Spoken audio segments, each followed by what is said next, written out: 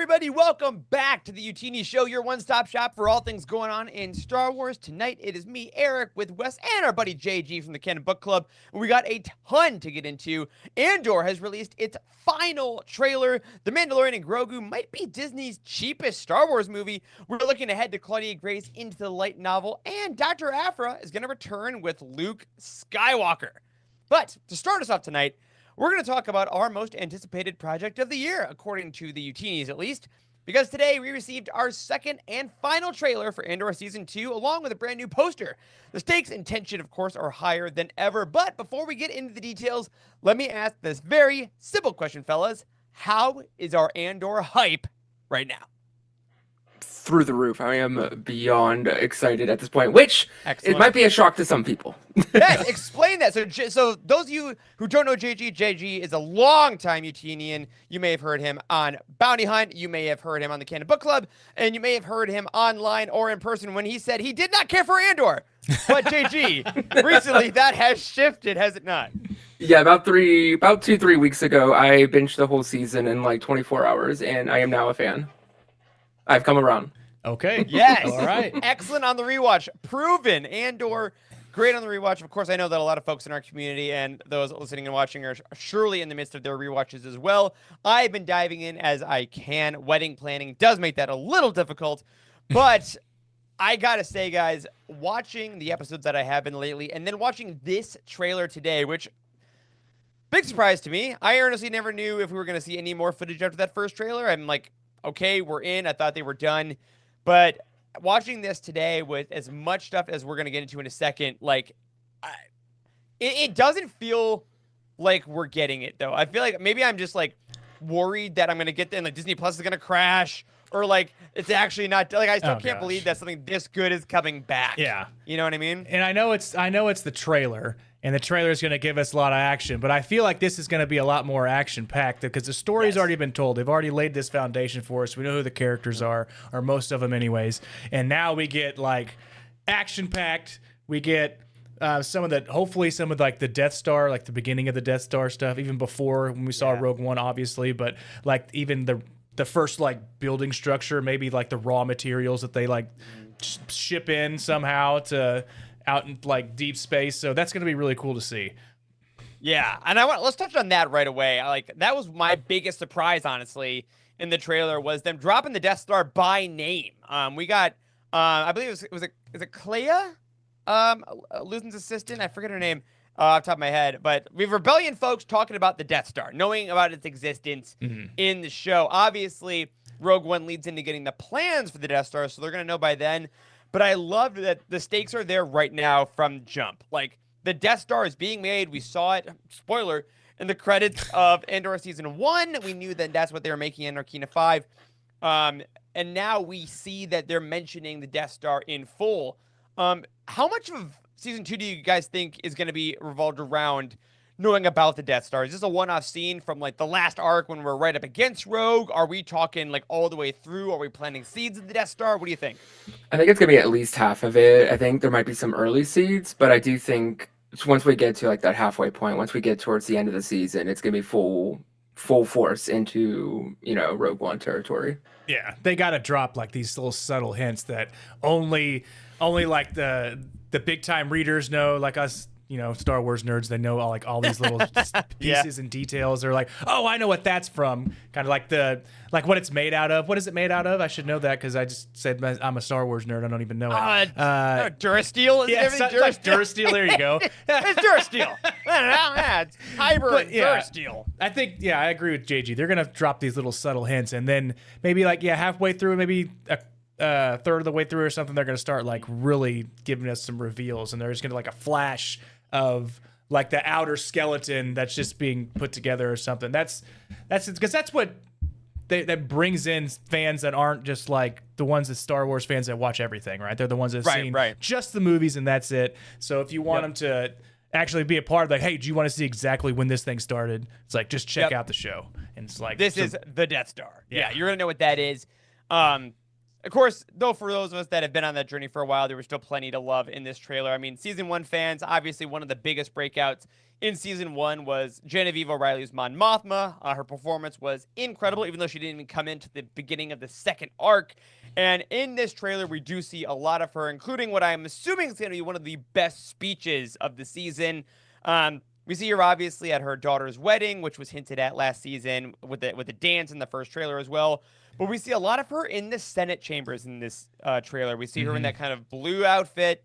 We've seen stills of it. She's kind of standing there. And then she says, the monster will get all of us. And I feel like this is a look at maybe the speech she gives post-Gorman massacre. This could be the one that's like her calling out Palpatine as the monster he is and saying that this is kind of like the point of no return. Like, what are your guys' expectations for Mon Mothma, who in season 1 had to be look the rock in my hand and you'll miss the knife at your throat. I'm at dinner parties. I'm dealing my daughter as I have to, versus now possibly calling out the dictator of the universe in the middle of the Senate floor. It's going to be so interesting now that we have the context of the Mask of Fear now as well on top of all that. And now seeing this, we're going to see a lot more fiery Mothma. Like Mothma's going to, once we see that massacre, I think we're going to lead right into Rebels, where, she's being escaped and everything.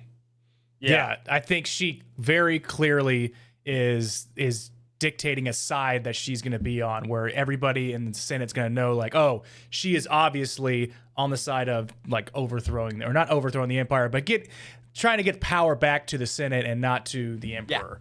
But like that shot of her in this trailer, she looks super nervous. Like, so this is going to be some big time speech she's about to give, right? So I can't wait to see that. Yeah, because we don't really get all the Senate stuff, and we've always wanted to see more of the Senate and like of how the inner workings go and like what they actually talk about. But this would be fantastic. It is funny. The older I get, I completely agree. Like when I'm a kid, you're like, I want the Jedi and stuff. Now I'm older, I'm like, I want to see the Senate. I want those arguments on the floor. Yeah. I want to see what bills are going on. And honestly, if you want those, like JG said, if you haven't read The Mask of Fear yet, the new Alexander Freed novel, we gave it a masterpiece rating on the site. You got a month to read that thing. Highly recommend picking it up before the show starts. You get a lot of good Mon Mothma in there. But not only does Mon Mothma look nervous, y'all, I think everyone looks pretty nervous in this entire trailer. I mean, we got Dedra Meero, I believe, having a panic attack fully. Someone said they thought it was a Vader force choke. I don't think we're getting force chokes in this season. I think she is stressed out and freaking out, and those collars are very tight. Shout out to Molly Damon for making that observation on socials today. But we also got a lot of groups of people, and I think for me, that's what made this trailer different than the first and different than the first season. Season 1, we had a lot of like small hit groups, some small militia things, and then Rick's Road, obviously you get the full company. But in this one, it felt like we were seeing the rebellion in this trailer. This is like actual full groups. At the end, Cassian literally says, "Welcome to the rebellion," which I thought was actually kind of meta. I feel like he's telling the audience, like, welcome to the rebellion. It's happening this season. But you got this really light planet that we're seeing now in the clip of that Bix and all of them are on, that are kind of having dinner, and it's kind of relaxing. We got the Senate that's full of people, maybe some rebellion sympathizers. We got these like Pathfinder type people running with Cassian. Like, how much do you guys think we're going to see of these big rebellion group shots? Do you think that we're just going to establish them and it's still going to be mostly stealth missions? Or, I mean, are we using every dollar of the budget to just fill these scenes? I think by the end we will. I think they want to save that. I think that's like a final arc reveal. It's not something you give the audience early on. In it's year something that's 1, earned. too, I guess. Yeah. Yeah. Yeah, I agree. I think, but it's good to show that everybody is together, eating together, laughing and talking together. So you realize there's some kind of solidarity there, and there's not just these like small factions like you were saying. And plus, Saw is in there, right? So you have he has his own little faction, but hopefully the whole rebellion kind of comes together with Saw and the normal characters that we see with Andor and everybody else. Yeah, there's definitely seems like there's still some unity at least left with Saw and the rebellion itself, obviously, before the dissolution of Rogue One. But another thing I really enjoyed about watching this trailer, again, over and over again, as I have today and as we are now, is that this feels like the scope of it is just massive. I mean, we see gosh, I lose track of how many planets we see throughout this. I mean, we have people all over Coruscant, clearly, but obviously a bunch of Outer Rim planets. We have space stations overlooking the Death Star. We have, all these little hovels that really make it feel like the galactic story that's going to go into Rogue One. I'm trying to find, like, what could not work, because it's all going to. But is there a possibility that it goes too broad, or do you think this is necessary to tell this kind of galactic story? I think it is rather necessary. I mean, we start the first season. It's the planet's Ferrix, right? New fan here. Yeah. In season Yes, one. Ferrix. Well done. Absolutely. I'm learning, y'all. You got it. But we start very small and show like the rebellion on like a planet and a region, and now we have to expand it. And that's like what Rebels ended up doing. That's what a lot of the other stories we've seen. I do think that it could be a lot for maybe some of the more casual fans, maybe, but I think they are really trusting their audience to really just go for the ride that they're going to go on. Yeah. You're in season 2 by now. No one's really likely jumping in to this kind of blank. So I like the idea that they're going to do that big. And then, the clips that we're seeing here as they go through, I keep being reminded of other amazing things. Obviously, this trailer had 2 things I thought really made it stand out from the first one. The first I mentioned at the beginning was the music. This is your more traditional Andor music. We got the Star Wars klaxon alarm in the background. It's kind of that Nicholas Britell score feeling. It's not that rock music, which was fun, but this is definitely much more traditional. And then we did have a little more dialogue in this one. Like we had Luthen Rail and Cassian doing their what happens, and then if this doesn't work, and Luthen tells him it's all gonna burn, right? It's that whole reference to his first speech of I burn my dreams, right? For a sunrise I'll never see.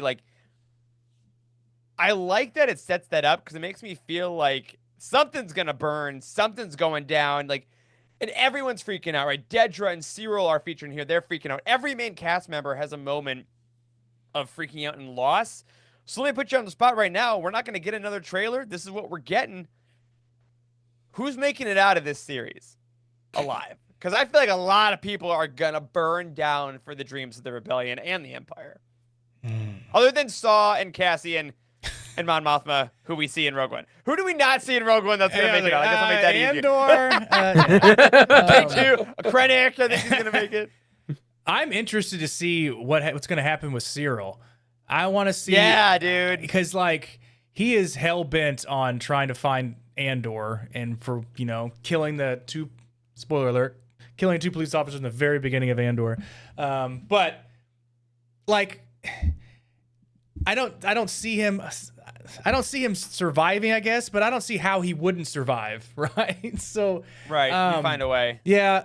Oh man. I don't think he actually survives. I think he dies just trying to uncover the plot, or he actually uncovers it but dies before he can tell somebody, right? So then right. So you're just like, he was so close. He was so close, but then nothing. If they're not in Rogue One, they're not making it out. You can just period. Everybody that we haven't seen. We've already done the reveal once. You're right. With Rogue One, yes. Yeah, it's very thematic. I could see. I see a lot of people in the community and people online really want Cyril to turn. They want Cyril to join the rebellion. And he gets in so deep that he just basically, once he learns so much about his enemy, he realizes his enemy's right, kind of thing. But then it's almost too late at that point. I think that's interesting. But part of me jumps in front of the blaster bolt. Yeah, but I don't know. I kind of like the idea story-wise, not realistically wise, but that some people are just bad. Tony Gilroy seems very much not. He likes gray as far as what you have to do for the common good, but his villains understand the evil of the Empire and still do it anyway. And I think that's actually why it's so chilling. You have people like Dedra Meero and all these ISB people that are so methodical that are oh no, they're not being fooled. They're not being tricked. They know exactly how evil they are, and they're just doing it efficiently. And I think that's what makes it way scarier and honestly much more realistic in the world. So I wonder if we're just going to get a bunch of evil people winning and a couple key wins, but we know at the end of it, best case scenario, they're on Yavin and kind of have some food, but the rebellion is still kind of screwed at the beginning of Rogue One, right? Yes. Yep. They haven't had their major victory yet. No.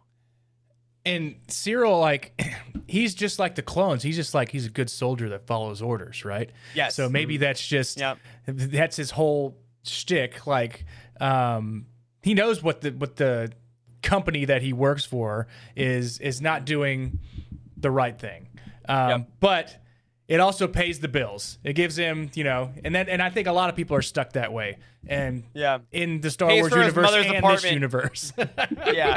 Cyril's mom and her cereal that she feeds him. You got a cereal. Buy Cyril it cereal. I guarantee you there's going to be a pin of that at Celebration Japan. Someone will have made that. Send us pictures, please. Yes, bring me one back, Corey. It won't cost too much, and it won't weigh down your luggage on the way back. Just toss it in. But I'm very excited about it. I'm glad we got this, and I am kind of glad this is all we got. It's all we need. We see all the main people. We know Gorman's coming. We know there's a lot more. Like you said, Wes, I think this is the action-forward season for sure. And this does start in less than a month. April 22nd on the dot. 3 episodes starting, we did see, at 9 p.m. Eastern. So they are continuing that evening drop. So every Tuesday for 4 weeks in a row, 9 o'clock, movie starts. You get 3 episodes. So realistically, we think probably 2 hours 15 to 3 hours max per week. You're just watching a long movie every Tuesday night. So that's not the worst thing that could happen. No. Block off your calendar. It's great. You know how you were March talking about Madness is done. Come on. How you get older, you want to watch more about like what's happening with the Senate. Did you ever like flip through the channels and you just like land on C-SPAN and you're like, what? Who watches this stuff? And we're like, now it's us. Now we want to know what's going on. Oh God, it's me. I've given them the time. But yeah, look forward to it, everybody. Again, stay tuned. In a month, we got, of course, a ton of Andor coverage coming your way once we get there. But of course, Star Wars Celebration happens before that, so stay tuned. Now, before we get too far into the future, we're going to take a quick second to let you all know that this episode is brought to you by the United, the official Youtini community. And by joining the United, you'll not only receive ad-free shows and exclusive merch drops, you'll get unlimited access to our Discord, full of enthusiastic Star Wars fans that want nothing more than to welcome you. Filled with daily conversations, weekly polls, and monthly events, the United is powered by a community of intentional positivity, and that makes it the best place for you to celebrate your fandom and engage with fans who love everything you do the way you do.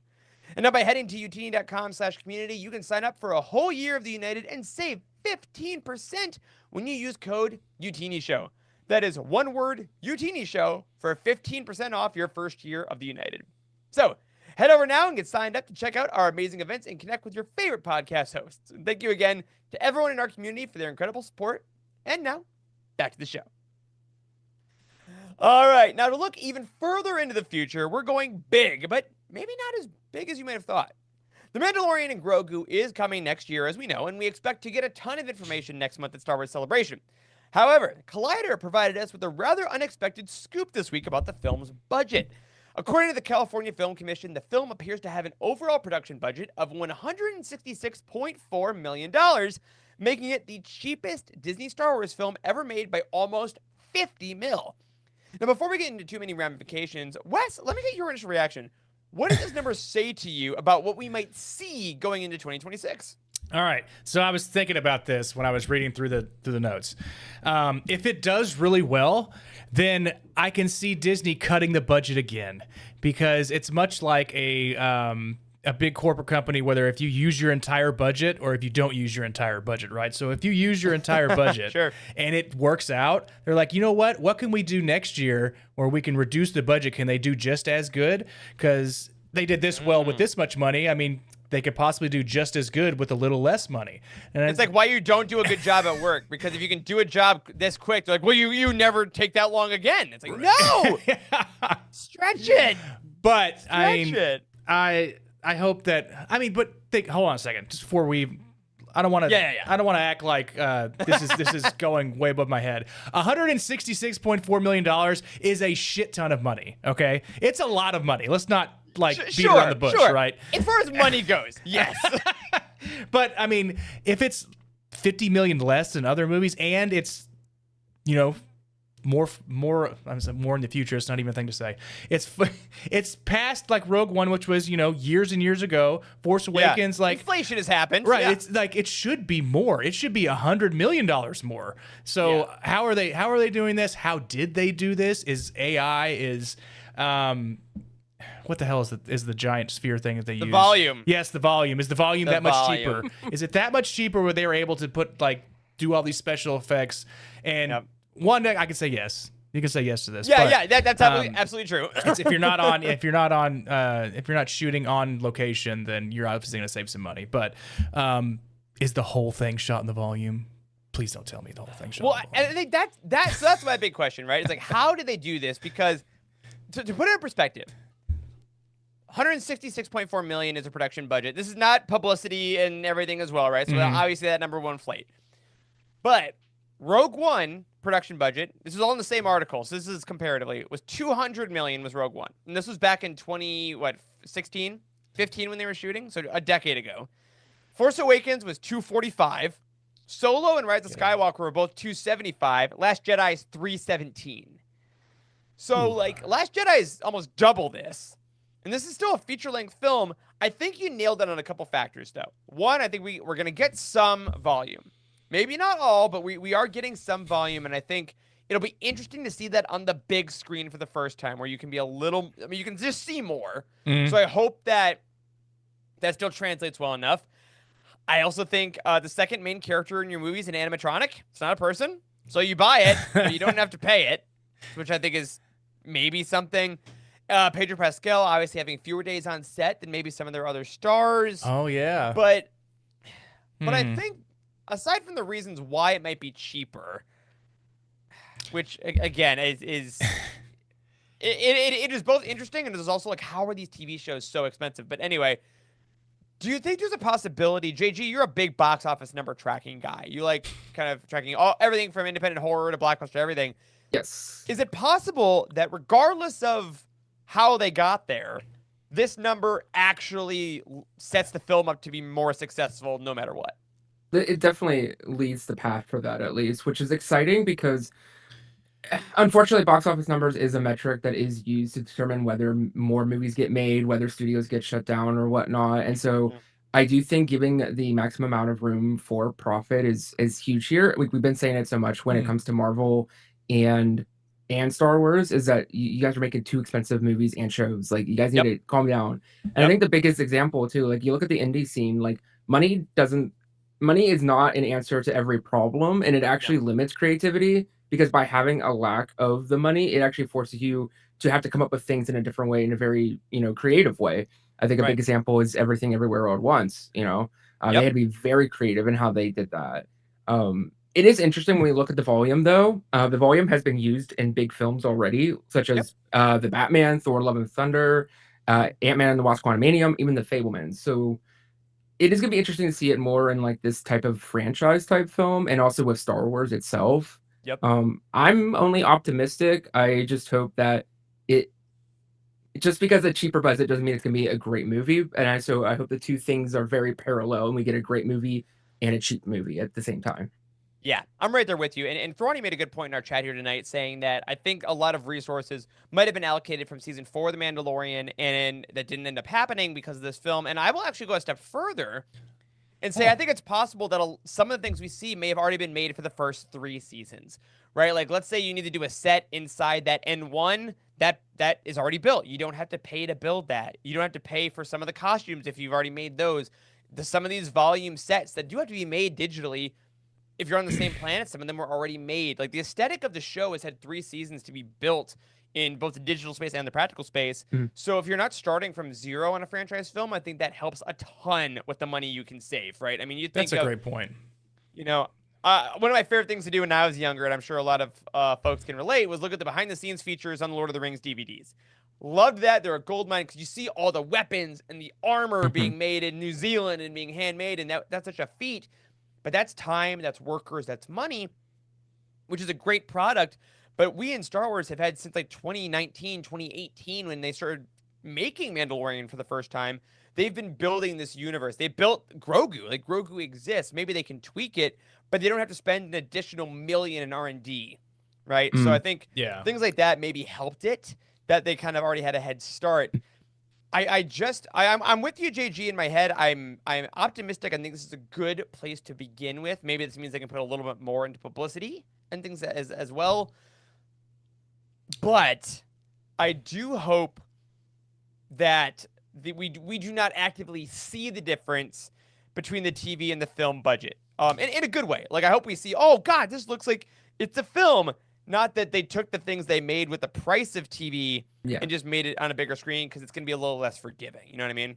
Also, give credit where credit is due. They're already done filming this movie, and the movie doesn't come out till next December, like 2 December. So they have so much time right now to really get May everything. Oh, May, right. Things change. But still over a year.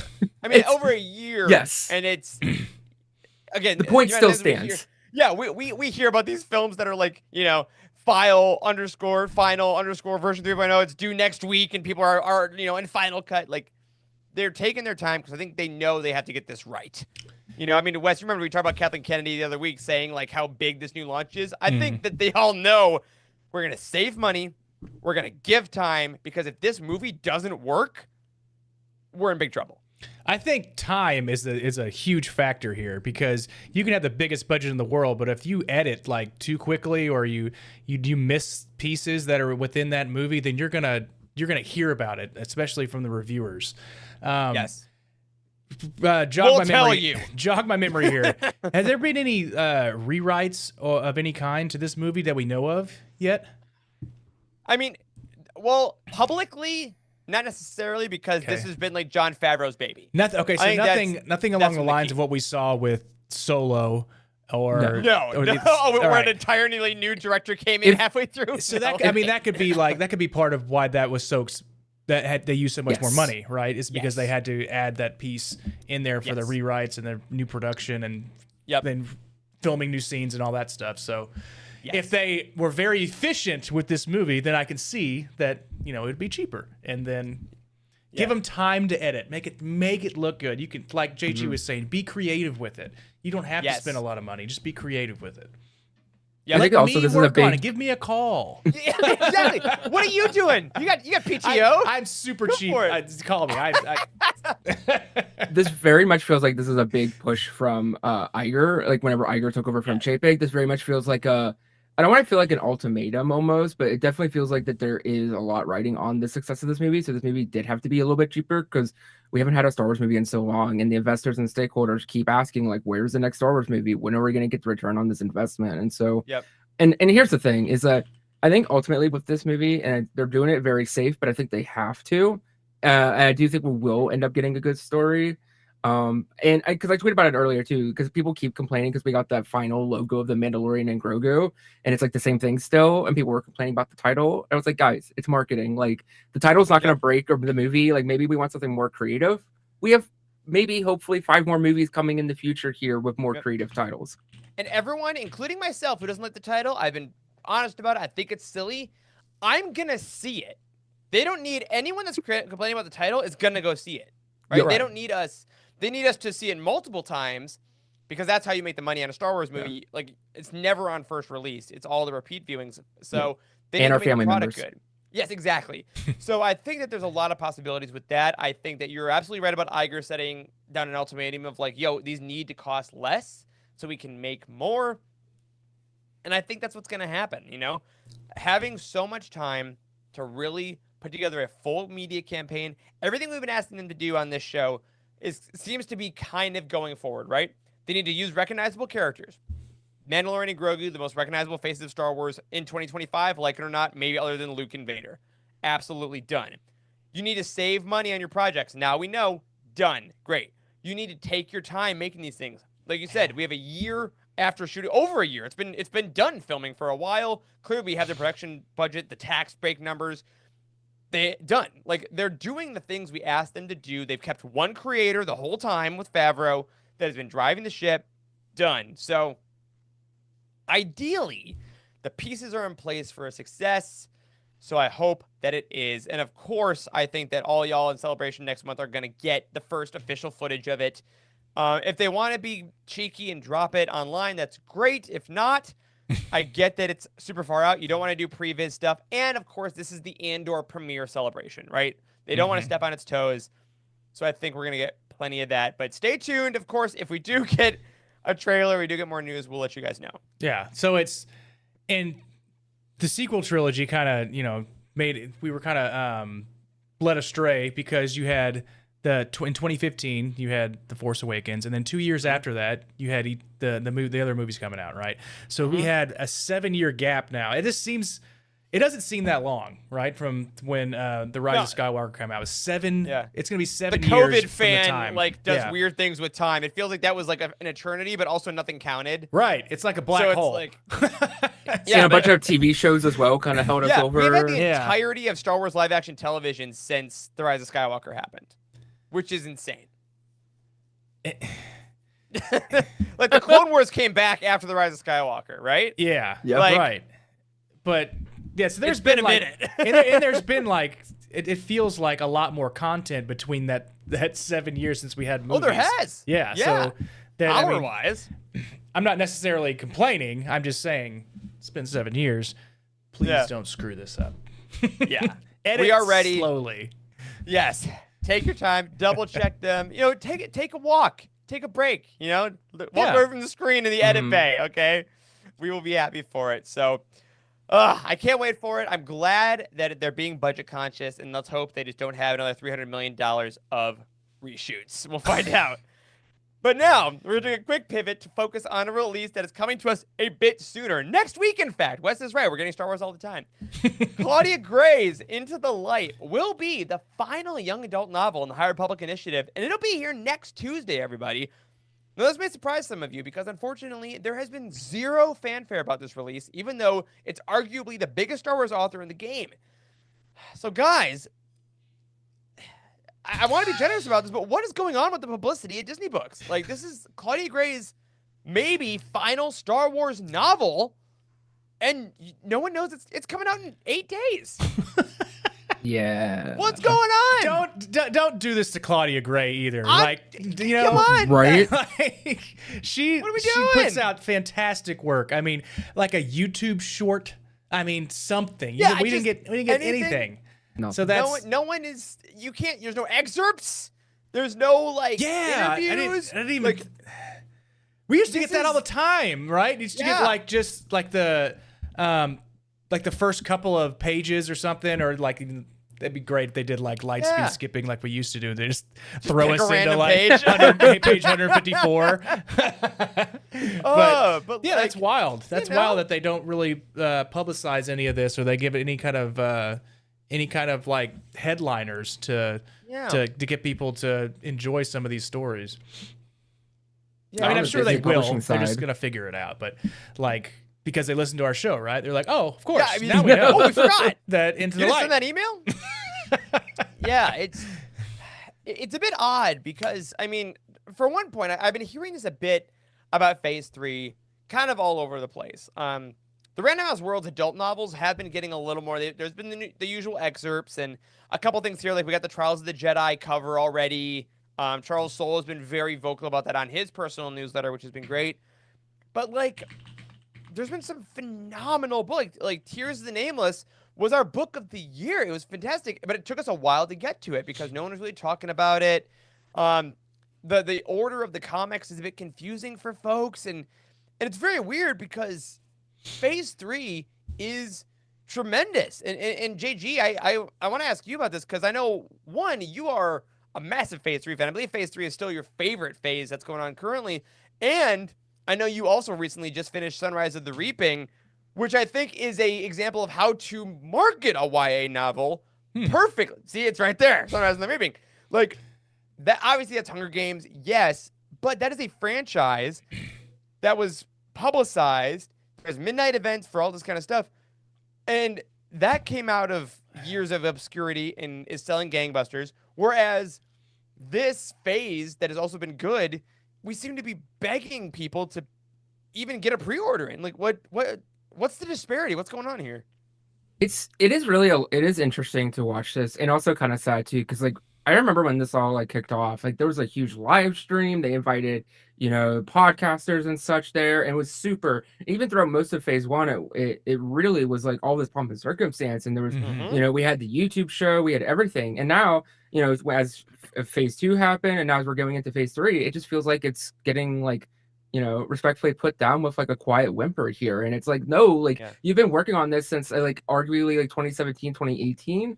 Like Yep. this should be like something huge and monumentous. And I know that Disney, like publishing specifically with the YA in the middle grade, have been definitely lacking in the attention. But it also is seen with the adult books that there really isn't as much as there was. And you would think that with so much energy and effort and such, even if maybe the sales aren't hitting the goals that they are, I still think it's doing well enough to be considered a success. I feel like you'd be still doing something more here. Yeah. One, if they aren't hitting those goals, like, isn't it worth a tweet? Something, right? Like that. Yes, you have a social media manager you are paying, so I guess you could say, cool, for the 7 minutes it takes for them to tweet a date and the title and the cover, sure, that costs how many dollars, Mhm. but like, it's disappointing because I think that it is a chicken and egg situation, right? I think in retrospect, phase two had some really great stories, but completely disregarding a lot of the main characters and some of the main writers to go backwards while we had the most momentum it had ever had in after Fallen Star was a misstep. But then they lost sales, so they assumed they lost interest. So then they stopped publicity because they were maybe chasing that money. And then phase three has had a tough time getting off the ground, whilst a lot of the writers had been fleeing social media because of mental health struggles and the toxicity of those platforms getting worse. Like, it just seems like this whole thing got bombarded, and we lost the fact that one of our best writers, who wrote Lost Stars, still our #1 book to start all of Star Wars, Bloodline, Leia Princess of Alderaan, Fallen Star, Into the Dark, like, this is an all-time Star Wars author, and on her own Instagram, you can't tell that she has a Star Wars book coming out next week, which, again, she does not currently have any other Star Wars contracts that we know of. Is this how Claudia Gray's legacy rounds out for a while? With, like, it just doesn't sit right with me, you know? It's gonna be hard to see. It's really hard whenever, especially there is that absence of vocalization of what the future might hold. I am optimistic and hopeful that there will be more. Maybe we might have to wait a little bit, and when we do Yeah, get that, like, look at, yeah, I think a great example is Zahn. Look at, he wrote the yep, books in the That's true. 90s and then came back in the teens. So yeah. I think it's totally fine. And honestly, for what it's worth, all of our High Republic authors deserve a multi-year break. This yes. initiative, it was a lot. I think they said yes, absolutely, of course, opportunity of a lifetime. By the Mhm. end, they've done their work. Yeah. I think it's a lot of everything. I think it was a lot of exposure. Um, I think that it's probably fair to say, much like a lot of the actors in some of the projects, a lot of them weren't necessarily protected by the publishers the way that they probably needed to be, which I think took a toll on a lot of them, unfairly Yep. so, obviously. But I don't know. I hope that we can get to a place where we get back to some book tours, where we get back to, like, yeah, there's gonna be a High Republic panel at Celebration Japan, but Mhm. if I remember correctly, it's a fan celebration panel as opposed to actually bringing a lot of the authors with Yeah. the end of the initiative. Hmm. Um, Hmm. so we'll see. I hope JG, you're rarely wrong, but I hope you're wrong with it going out with kind of a whimper. But I think that is kind of what we're seeing. I think our last kind of a hope is that Trials of the Jedi really amps it up again. Maybe we Yeah. get just people talking about it, and Mhm. I think it'll be unfortunate if Into the Light holds a lot of crucial plot points, which I think it might. Yeah. I think that'll be tough if a lot of people miss the fact that it existed. So hopefully, hey, if you're listening and you're watching, Into the Light comes out next Tuesday. Grab it, tell your friends Mhm. about it, because we need it. We need to honor one of the architects, one of the OG High Republic architects, Claudia Gray, going out with this book. Yeah. And like we should be the climax to the end of an era. Like this is Yeah. a Star Wars Yeah. era that we're Yes. getting to end. It's not just a book. It's not the end of a trilogy or anything. Yes. So that's what kind of confuses me about why a lot of the High Republic stuff in the phase 3 wasn't pushed from the media, which is It's just odd.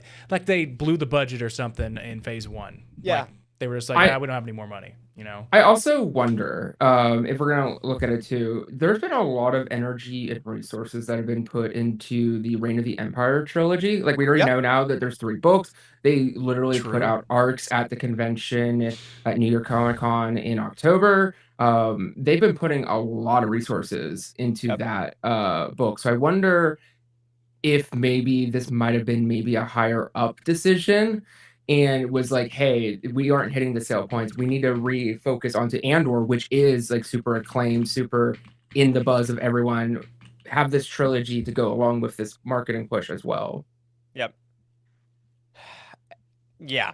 It is, again, it's an industry that I know is always going to be more complicated than we think it is, but there is a point where those on the ground that want people to read these books, want them to enjoy it, just, you want the publishers to let people know it's coming. And if nothing else, do that. So, folks, make sure if you're behind, that's fine. Life happens. You know, we just want to make sure that we know it's existing because I think the High Republic has meant so much to so many of us in this space, and we hope that it deserves its flowers when it comes out next week. So, check that out. But I do have some good news. Thankfully, there are still some Star Wars projects getting some publicity hype.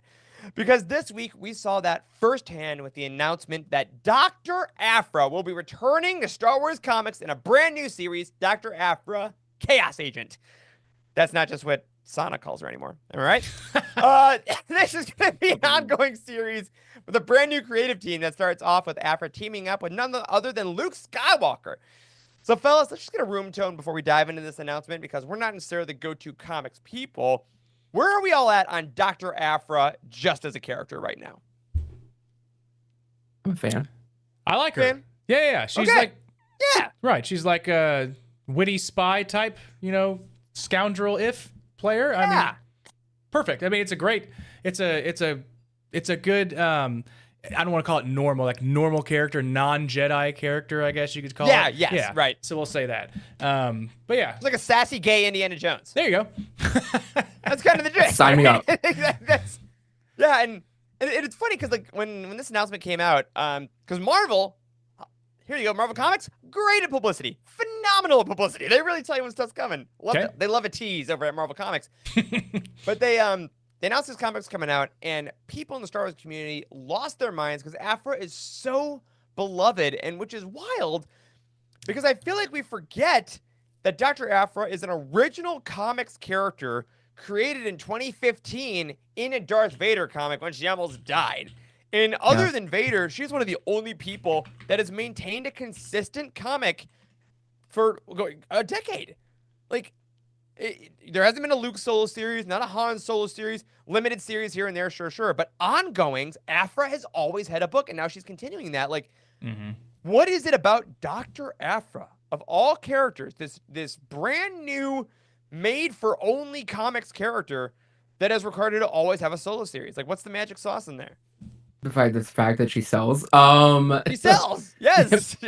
I think that's why. But I think literally that first run that we got all those years back was so successful that it's allowed the room for so many stories and adventures to be told. I mean, Aphra is even though I'm not super like weekly consuming the comics and such, I do try to keep up with Aphra. I do think Aphra is on the top of my list of characters that I want to see like on my screen at some point. Oh, for sure. She is such an incredible, rich character that is nuanced and has already some really great experiences with legacy characters. Yep. I think people can just see themselves in Aphra, and I think that's what makes Aphra a really interesting character. And it kind of puts people like as they read the comics into the Star Wars universe themselves. Yeah, and I think if you haven't read any of Aphra's comics, I would actually suggest starting. Maybe it's controversial. Starting with the audio drama that Sarah Kuhn wrote a couple of years ago, narrated by Emily Wuzeller, who has not been back to Star Wars since, and I hate that because she is a phenomenal narrator. It's a first-person account of Aphra, and it's just a beautiful telling of that character. It basically goes through her first comics arc.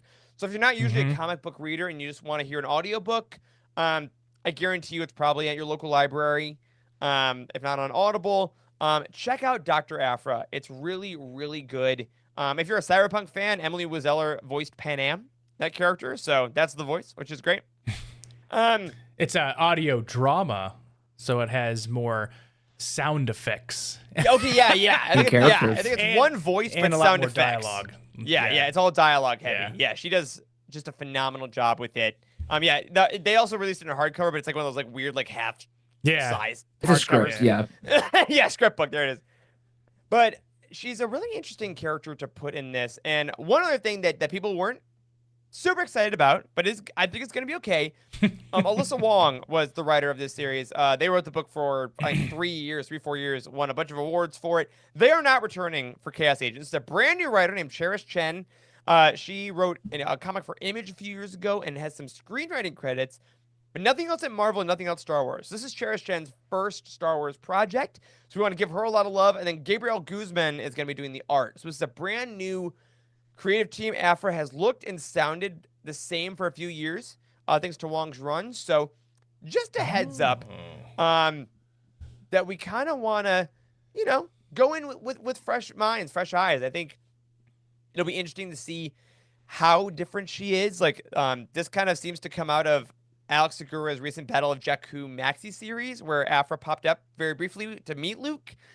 So, I don't know. If you're like Gus and haven't super been into Aphra, I feel like, at the risk of sounding like a meme, this is a good jumping on point for Aphra. So this comes out later this year, June 18th. So you got plenty of time. This is post-Celebration, post-Andor. God, Andor will have be done for like a month and a half by then. I want to think about that. Oh, Star Wars is so weird. Oh, but Aphra Chaos Agent is coming back June 18th. So it'll be good, guys. We're getting Star Wars Celebration. We're getting a lot of news. We'll get some Mando Grogu stuff. We'll get all of Andor will come out.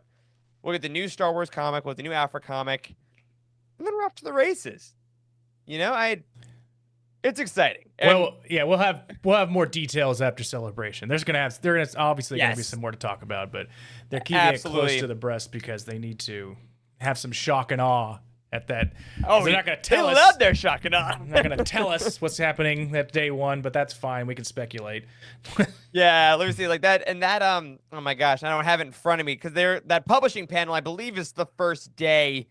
Yeah, here we go. I'm literally on our site, double checking here. The publishing panel is going to be 12 p.m. Tokyo time on the first day, which is, I believe, 10 p.m.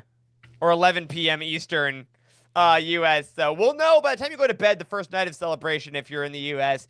You should know maybe a little bit more about this series because I think they're going to talk about it. Okay. Cool. So we'll go from there, everybody. But again, we're having a lot of varied weeks here in the timeline because there's so many projects in different states of development.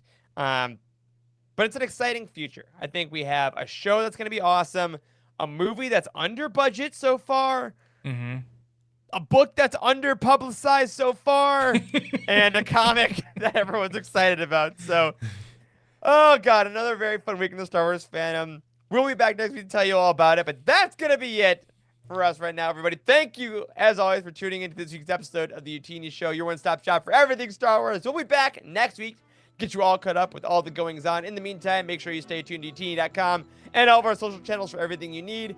Have a great week. We'll see you next time, and until then, may the Force be with you.